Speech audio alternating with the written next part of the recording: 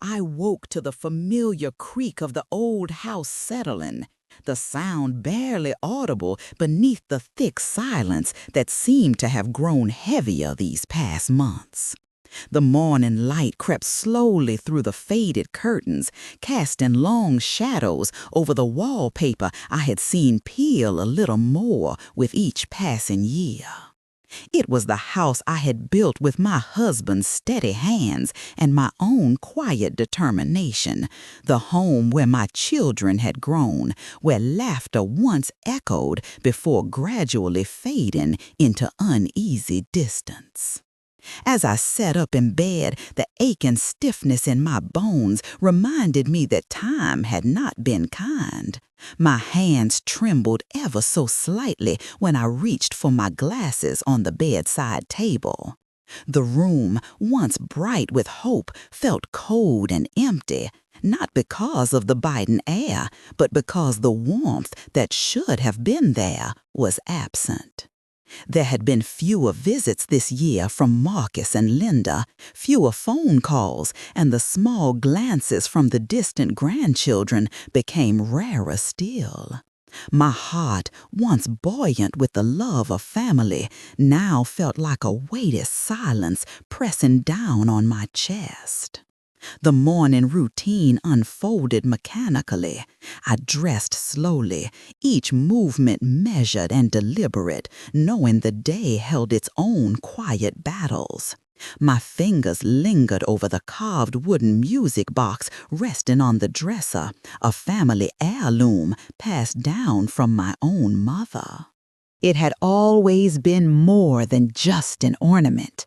It was a vessel of memories, of melodies that told the story of loss and love intertwined. Its delicate surface bore the marks of time, much like myself, a testament to endurance. I longed to hear its muted tune once again. Today, I decided I would retrieve it from the old cabinet in the parlor, a small act of reclaiming something fragile, something precious from within these walls that had begun to feel like a prison rather than a home. The hallway was chilly as I shuffled toward the parlor. The wooden floorboards creaked beneath my slippers, echoing memories of laughter and footsteps now long silenced. The house was still, save for the occasional whisper of wind through the cracked window panes.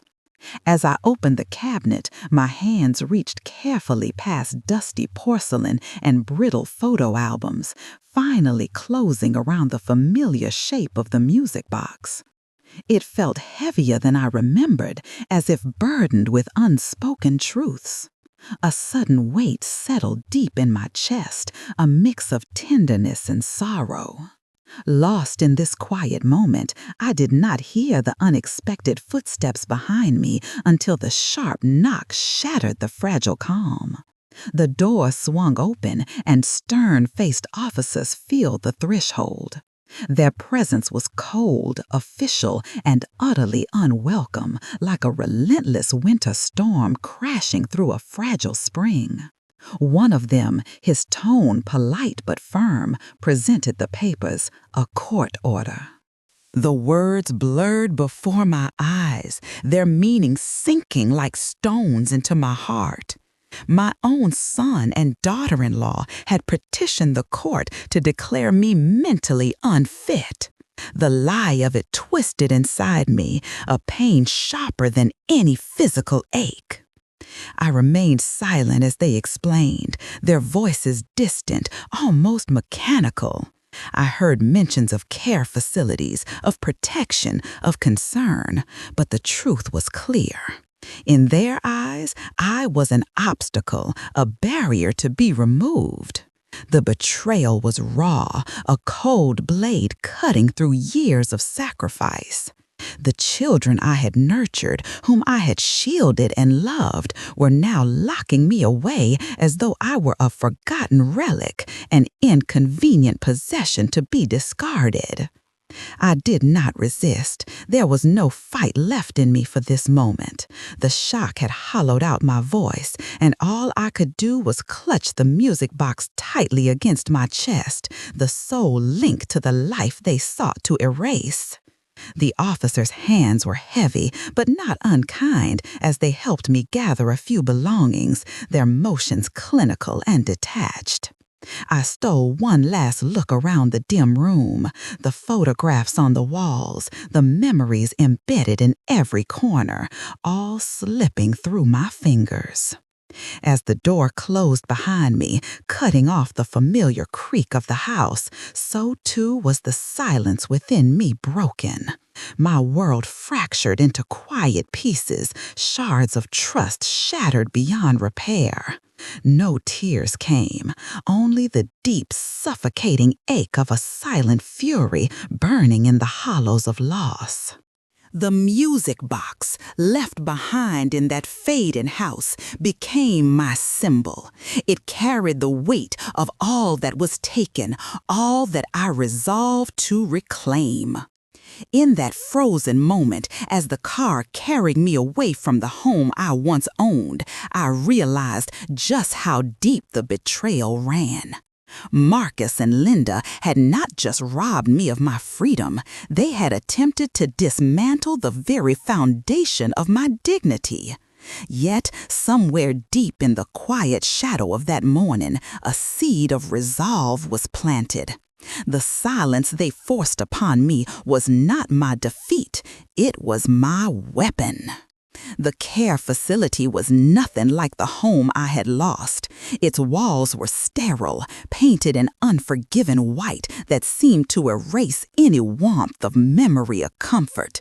Fluorescent lights buzzed softly overhead, cold and unyielding in their glow. The distant hum of voices filtered through the corridors, a mixture of hurried footsteps and occasional bursts of low conversation, but none touched me. I lay on the narrow bed, staring at the ceiling, letting the silence grow around me. It was a silence vastly different from the one that had settled over my old house. In that silence, there had been the soft sighs of the past, the echo of footsteps from another time, the creak of the wooden floorboards beneath my own careful steps.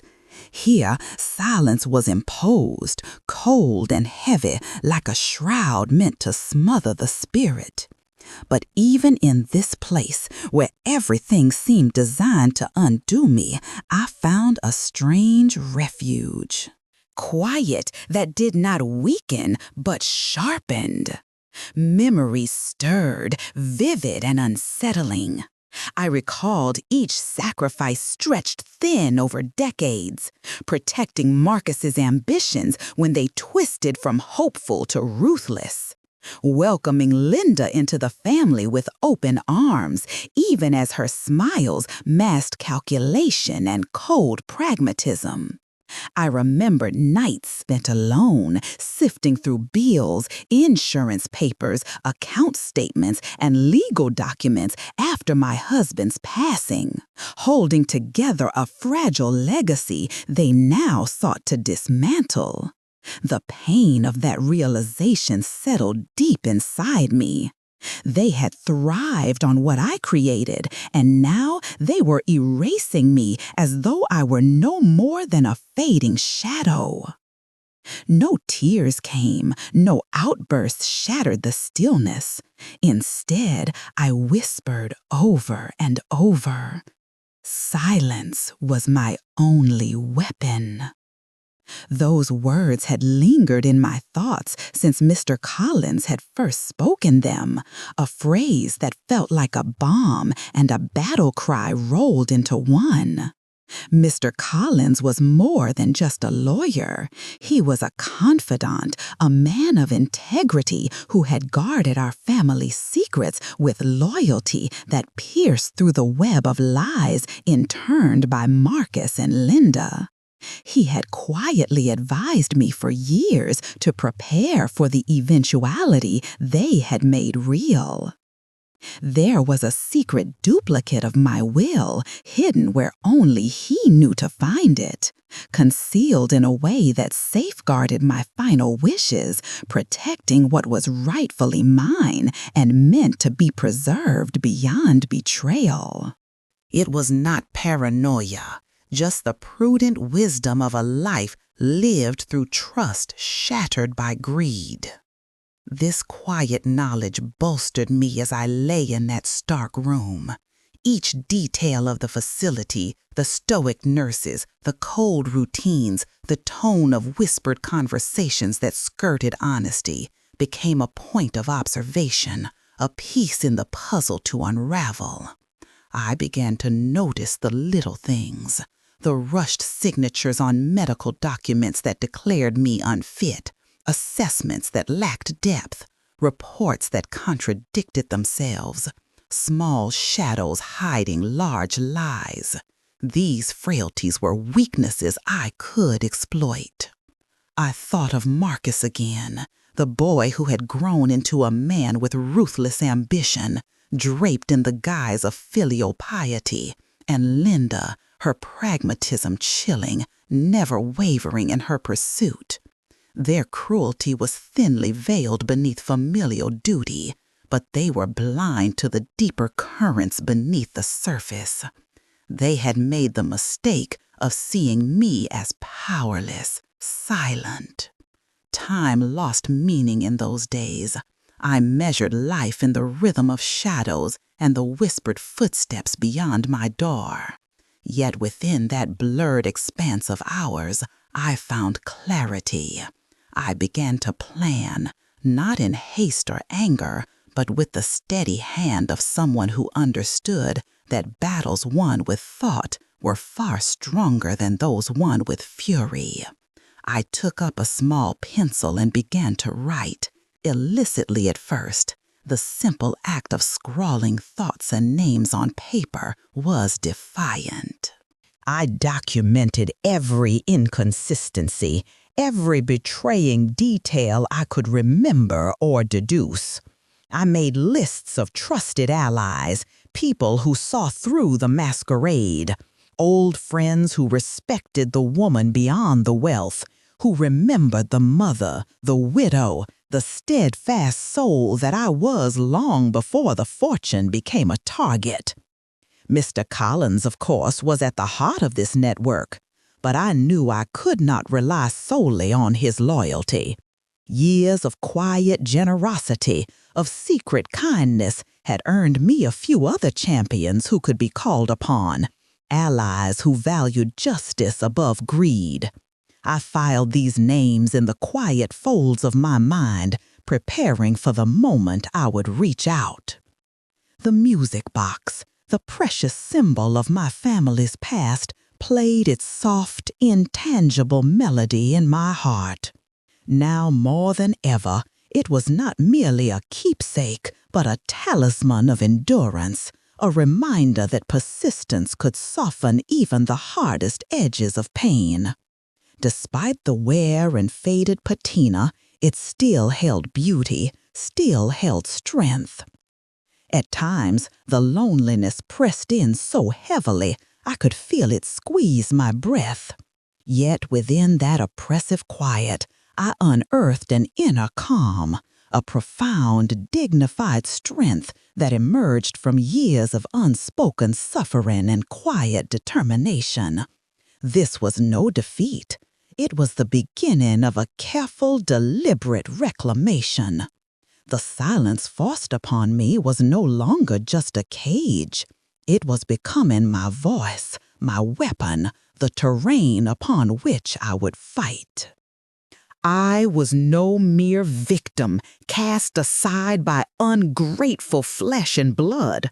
I was a mother who had given everything, endless patience, protection, love, and now a woman who would quietly take back what was hers. Freedom, inheritance, dignity, they would all be mine again.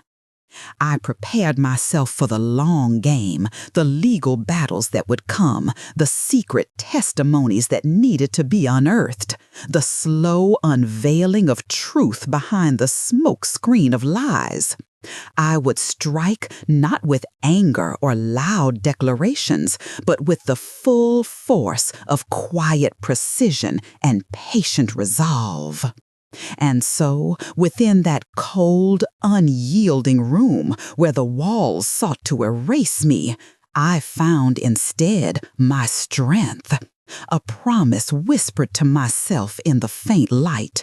I would wait, watch, and when the moment was right, I would move, always silently, always deliberately, armed with patience and wielding silence as my shield and sword. Silence was my weapon, and through it I would reclaim all that had been stolen. The day I first managed to send a letter felt like a quiet victory. Hidden beneath loose threads of my worn cardigan, I slipped the note folded with care, not addressed plainly, but coded, a language shared only with Mr. Collins. Every careful word was a seed planted in secrecy, a thread tugged to begin unraveling the tapestry Marcus and Linda had woven so cruelly.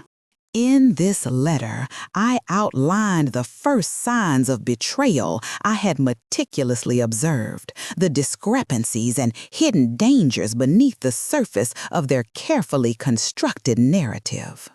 Despite the suffocating confines of the care facility, my mind had become a hub of clandestine activity, a world of coded messages and careful planning. Every day, I absorbed every detail I could glean, snippets of conversation among staff, murmurs of changes to financial statements, mentions of documents I had never seen. Slowly, the pieces began to fall into place. I was no longer a captive of silence, but an architect of a plan only I could navigate. Mr. Collins was my anchor beyond the walls, the trusted partner in this silent rebellion. The two of us communicated with a cautious rhythm born of years of working behind the scenes. On the rare occasions he spoke by phone, his voice was firm and calm, carrying the gravity of a legal warrior, yet tempered with compassion. We discussed loopholes and the labyrinthine nature of family law, focusing on one goal: to expose the lies that had trapped me. My resolve intensified as he shared updates from financial audits and reports from discreet private investigators he employed at my behest. Evidence began to surface, unequivocal proof of forged signatures, doctored medical reports, and suspicious transfers made while I was declared incapacitated. Marcus and Linda had acted hastily, their greed blinding them to the cracks in their facade. I remember the day Mr. Collins showed me photocopies of emails between Marcus and a questionable doctor who had provided medical evaluations designed to paint me as unfit. Reading those words, cold and clinical, I felt the stirrings of justice pulse through my veins. My voice was still silent, but my conviction roared beneath. In the midst of this covert battle, the music box lingered in my thoughts. Not just the cherished object left behind in my home, but a symbol of perseverance. Each turn of its delicate key in my mind's eye was a reminder that beauty and strength could endure beyond the harshest trials. The house, once a fortress of family comfort, had become a battlefield. Marcus and Linda prowled its halls like predators certain of their prey. But unbeknownst to them, their every move was under surveillance, not through cameras or wires, but through the patient gathering of facts, the quiet assembly of truth. Mr. Collins had arranged for trusted aides to maintain a low profile around the estate, cataloging inventory and inspecting legal documents. Every sale, every signature was scrutinized with surgical precision. I pored over every report sent to me, analyzing inconsistencies and devising countermeasures. This was not my first battle with complexity. Life and loss had taught me to read between the lines, to hear what was not said. Where Marcus saw results, I saw shadows. Where Linda saw opportunity, I saw danger. Our strategy was painstaking but deliberate. We would not rush to confrontation. There would be no shouting matches or bitter accusations thrown in vain. Instead, we chose the quiet, steady approach of a surgical strike, precise and unstoppable. One day, I received a detailed audit revealing unauthorized access to accounts, funds siphoned off under false pretenses. The betrayal was deeper, more sprawling than I had feared. But with each revelation came strengthened resolve. I was no longer a victim, but a force gathering momentum. Mr. Collins assured me that the law equipped us with powerful tools, but the key was timing, patience, and gathering irrefutable evidence. I studied every page, every line, every signature. The house's contents, previously overlooked by Marcus and Linda in their hunger, became critical to our case. Some items held value beyond money, documents that proved loyalty, letters from my late husband, family photos with annotations, artifacts marking the true lineage of inheritance. Each piece cataloged, some retained as evidence, and others carefully liquidated to fund the ongoing legal battle. The house was my symbol of what had been lost, but now also the ground on which I would rebuild. Meanwhile, the relationship with my son and daughter-in-law remained a paradox. They were cold and calculating where once there had been warmth. Their public smiles masked the greed that had hollowed their hearts. I clung to memories of a time when they were different, when love was the foundation, not the facade. Those memories fueled the fire beneath my calm exterior, reminding me why this fight mattered beyond money or property. It was about justice and restoring dignity to a life attempted to be erased. Through this, I learned the power of observation all over again. I noticed Linda's brief visits to places she claimed were for charity, but which, through discreet inquiries, showed suspicious financial activity. Marcus's growing frustration, barely contained beneath his practiced calm, leaked through encounters when he believed no one was watching. It was all part of the two-pronged assault we were crafting: expose the fraud and dismantle their control from within. The power I reclaimed did not come with grand gestures, but with measured steps, each one calculated and watched by a woman who had spent decades perfecting patience and quiet strength. I was learning anew that a mother's love, combined with an unwavering will, could shape worlds in silence. I imagined the moment I would call Mr. Collins to tell him the plan was ready to move to the next phase, when the secret will would surface alongside the proofs of their illegal schemes. No longer concealed behind the veil of respectability and false concern, Marcus and Linda would meet the cold light of truth. In my quiet moments, I pictured their faces when all they took for granted crumbled beneath their feet. The shock, the humiliation, the sudden realization that their greed had blinded them utterly. Words were unnecessary then. Their downfall would be sealed without shouting or rage, but with the calm precision that only silence and resilience can deliver. The music box, quiet in my memory, began to symbolize not only what was lost, but what was waiting to be reclaimed. It was my emblem, fragile yet enduring, beautiful yet unbreakable, the perfect mirror of my own journey. I understood now that true power did not roar, but held fast, steady, and unwavering. The battle was far from over, but I had begun to turn the tide.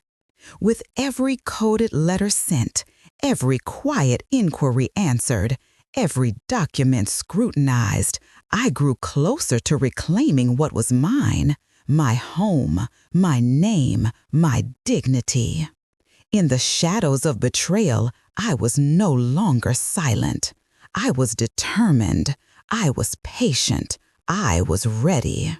The first subtle victory arrived like the softest note in a long-forgotten melody, barely audible but profoundly significant. That quiet triumph came through letters, carefully coded and discreetly sent. Spoken phone calls laced with meaning only Mr. Collins and I could grasp. Our strategy had moved from the realm of thought to the realm of action, unfolding with painstaking precision, a reflection of the long nights I spent scrutinizing faded papers, listening to whispered truths, and holding on to memories that had been nearly stolen. The family home, once a bastion of comfort and laughter, bristled anew, not with joy, but with the quiet storm of my plan unfolding. Marcus and Linda believed they had seized total control, unaware that each legal safeguard I had meticulously prepared was now pulling their carefully constructed world apart at the seams. Through silent intermediaries and trusted agents, arrangements were quietly made to sell the estate, but under conditions layered with protections the heirs could neither breach nor contest.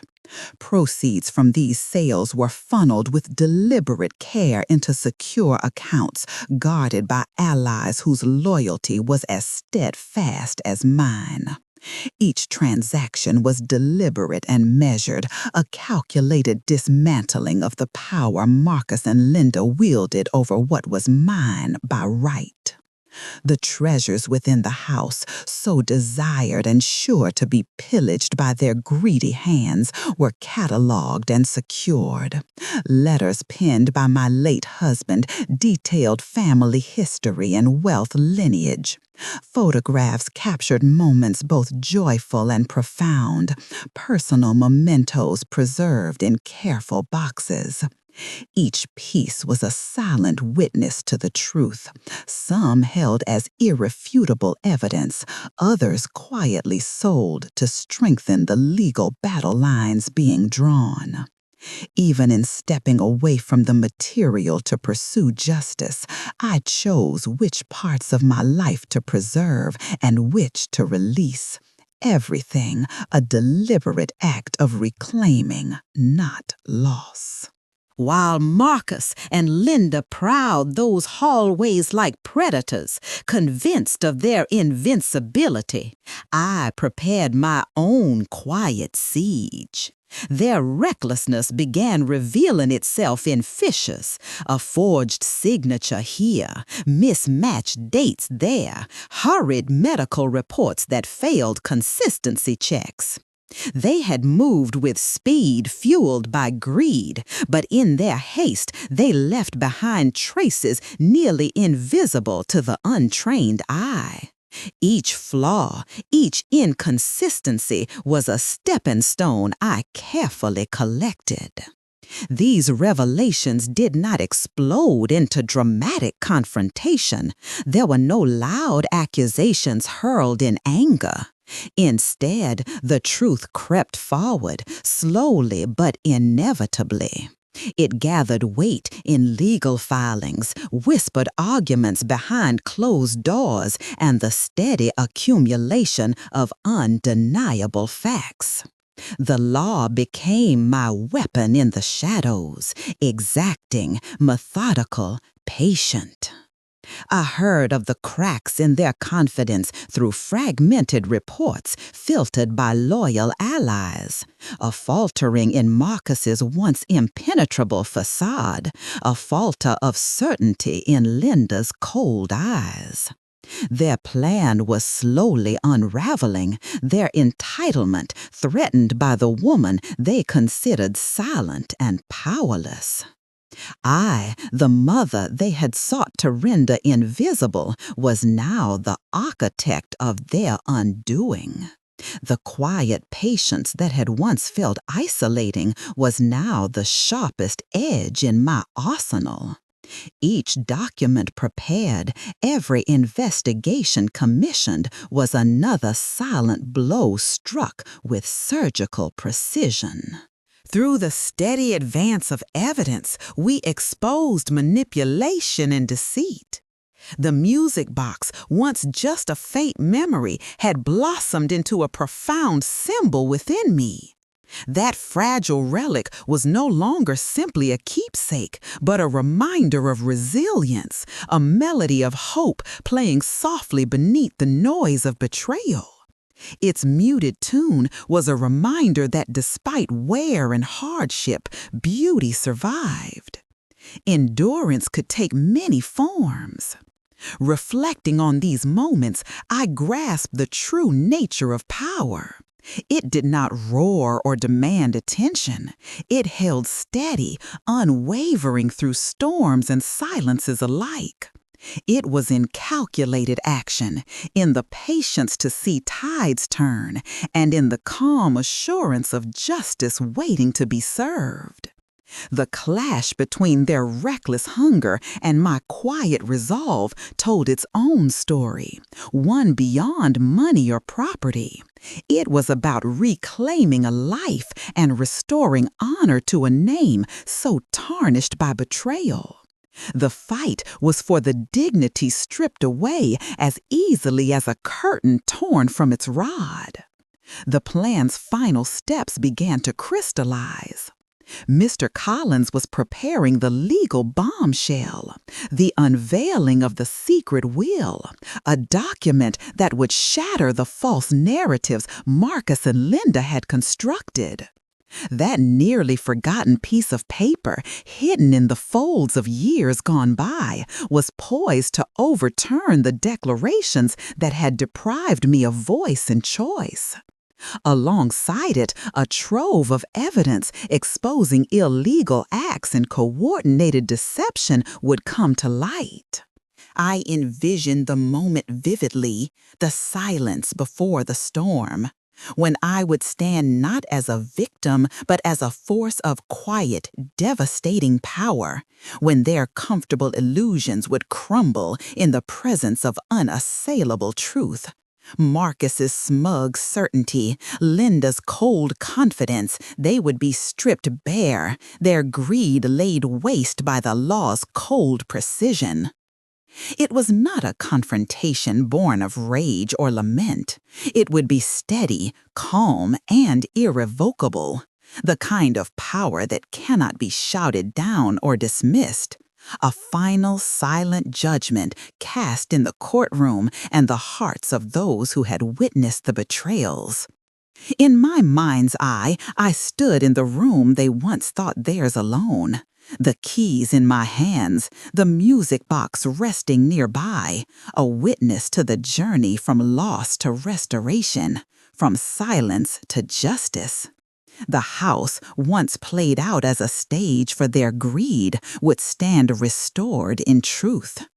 Each measured step, every silent maneuver brought me closer to reclaiming what was mine, my home, my name, and the dignity so callously stripped away. The battle was no longer a shadow lurking in the background, but an unfolding story of triumph written with quiet determination and unwavering patience. And when the documents were finally presented, the house's ownership irrevocably changed. It was not the clamor of victory that filled the air, but the profound sound of silence reclaimed. The silence that had been my cage transformed into the voice of justice regained. In that reclaimed space, I found peace, not in loud declarations or dramatic confrontation, but in the soft, unyielding cadence of resilience and quiet strength.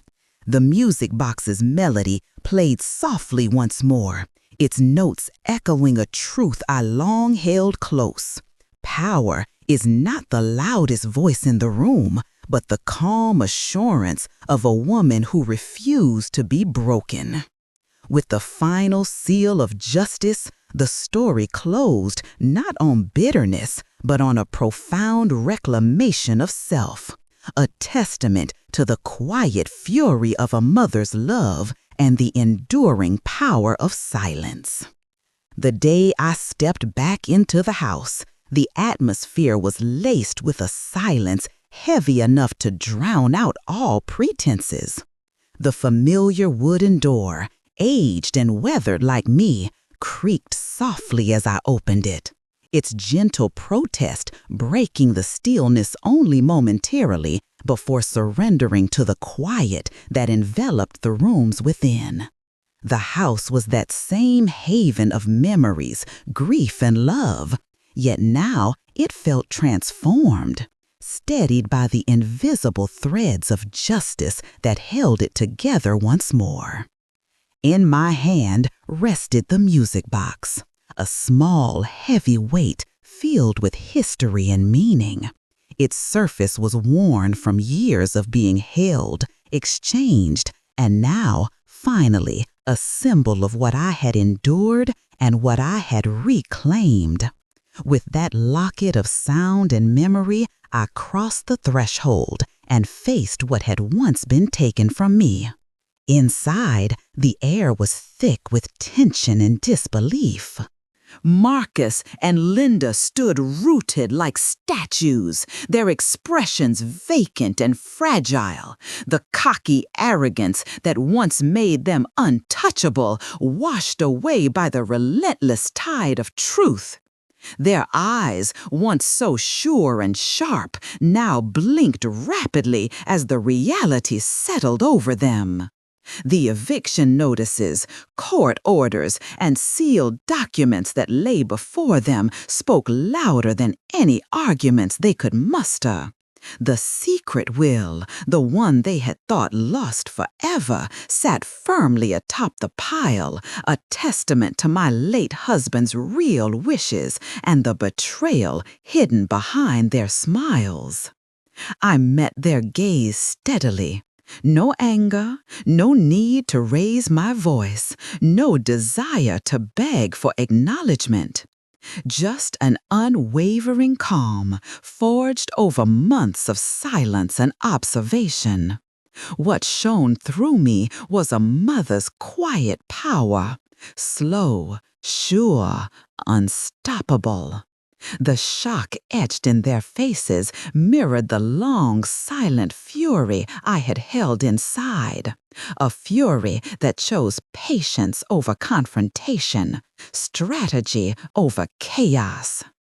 Mr. Collins, the ever steadfast companion in this journey, stood silently beside me. I handed him the music box, and as he gently wound it, the room filled with a fragile, haunting melody. That soft tune carried with it the weight of years, both the betrayals I had suffered and the enduring strength I had found. It was a reminder that beneath the surface of silence lived deep wells of love, sacrifice, and resilience, echoes no greed could ever silence. Preserve the attempted to argue, his voice shaky but desperate, a final grasp at autonomy slipping through trembling hands. Linda's austerity faltered, exposed by a flicker of shame hidden beneath practiced composure. But their words faltered against the gravitas of truth and law, laid bare with precision. There was no room left for manipulation or denial. Walking through rooms saturated with echoes of past joys and sorrows, I felt the weight of years lift, replaced by a profound sense of reclamation. This house, once a battleground shamefully exploited, now stood as a monument of endurance, my fortress reborn through quiet tenacity and careful planning. Stopping in the parlor, still warmed by soft light filtering through lace curtains, I felt the music box's tune linger in the air like a whispered promise. The walls, witnesses to silent cries and whispered dreams, now held a new song, one of healing and just restitution. The silence here was no longer suffocating, it breathed peace. Victory never needed to scream. It needed only to breathe, strong, steady, and dignified. My triumph was not born from fury or vindictiveness, but from a quiet, unshakable return to truth and purpose. No firework displays, no grand declarations, just the steadfast return of a mother's rightful place. In this stillness, I found a peace deeper than I had known for years.